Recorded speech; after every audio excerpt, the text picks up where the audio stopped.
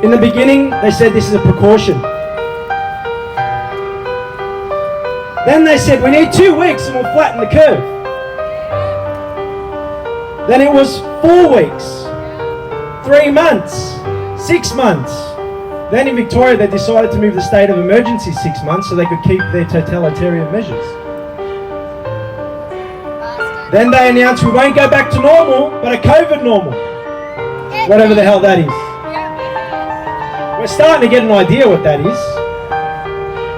Now they said we cannot go back to normal unless we get a vaccine. Now they say we won't be able to travel without a COVID passport or a certificate of vaccination.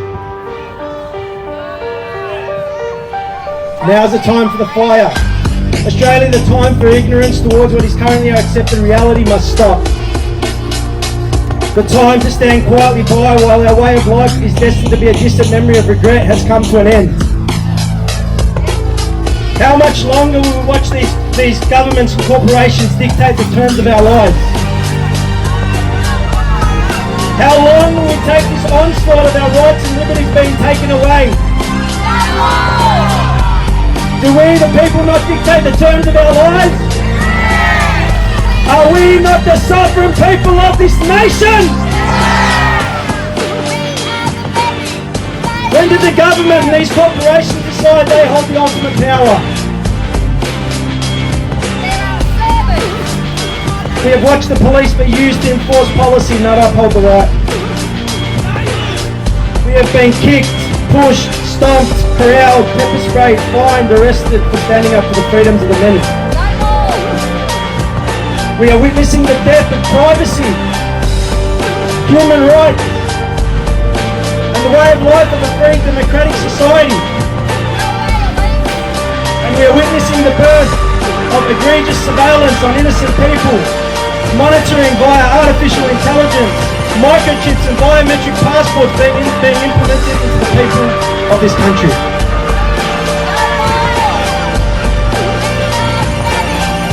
Is this really the world you want for your children?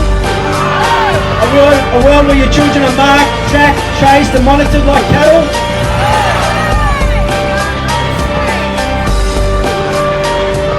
When did the ideas, views and conclusions of the few outweigh the voice of the many?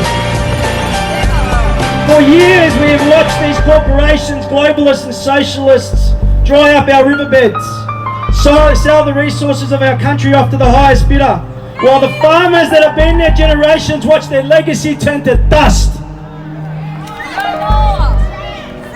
We have watched them introduce policy after policy with no regard for our Commonwealth Constitution and get away with it every time. These political fat cats care not about the welfare and prosperity of your family. They care not about the safety and welfare of your children. They are a cancer.